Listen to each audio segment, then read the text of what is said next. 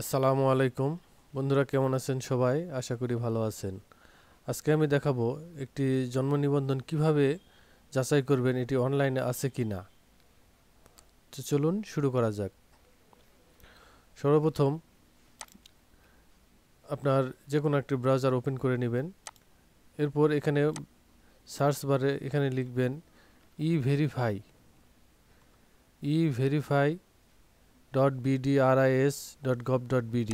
এই ওয়েবসাইটটি অ্যাড্রেসটি লিখবেন, লিখে ইন্টার দিবেন, তাহলে এরকম একটি ওয়েবসাইট চলে আসবে। এখানে দেখুন প্রথমে লেখা আছে বার্থ রেজিস্ট্রেশন নাম্বার, এরপরে ডেট অফ বার্থ, এরপরে একটা ক্যালকুলেশন আছে, এটা দিতে হবে এখানে। তো আমি দিচ্ছি, দেখেন 18, 23, 27।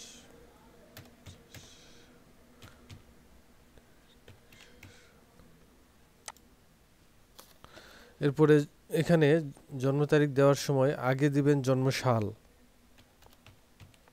নিরাপত্তার কারণে এগুলো ব্লার থাকবে।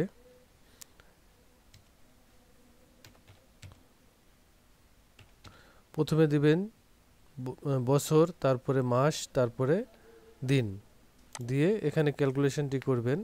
এখানে ক্যালকুলেশনটি আমি করে দিচ্ছি। 52 থেকে 25 মাইনাস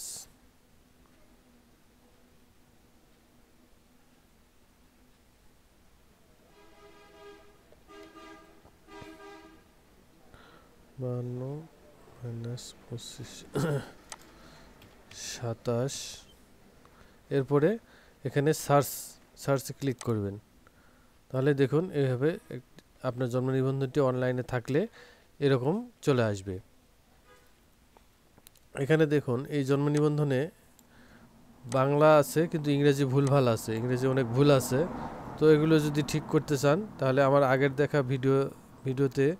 ভিডিওটি দেখে আসুন। এখানে আই বাটনে ক্লিক করে অথবা ডেসক্রিপশনে লিংক দিয়ে দেব। এটি কিভাবে সংশোধন করা যায় আমার আগের ভিডিওটি দেখে আসবেন, তাহলেই পারবেন। খুব সহজ ইজি বিষয়। তো এটি আপনি এখন প্রিন্ট করবেন কিভাবে, এটা একটা বড় প্রশ্ন। এখানে আপনার যদি পিসিতে প্রিন্টার সেটআপ করা থাকে তাহলে জাস্ট কন্ট্রোল পি চাপ দিবেন, তাহলে এরকম চলে আসবে এবং এখানে প্রিন্টারের অপশান আসবে, প্রিন্টার সিলেক্ট করে দিবেন, এরপরে প্রিন্ট করে নেবেন।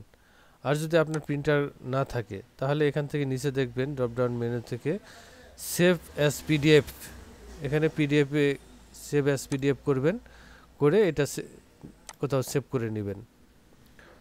সেভ করলাম আমি ডেস্কটপে, আমার এটি পিডিএফ আকারে সেভ হয়ে গেল। এরপর এটি আপনি যে কোনো কম্পিউটার দোকান থেকে প্রিন্ট করে নিতে পারবেন। এই ছিল আজকে বন্ধুরা। আর আপনাদের যদি কোনো প্রশ্ন থাকে এ বিষয়ে আমাকে কমেন্ট করে জানাবেন, আমি যথাসাধ্য চেষ্টা করব উত্তর দিতে। ধন্যবাদ সবাইকে। আসসালামু আলাইকুম।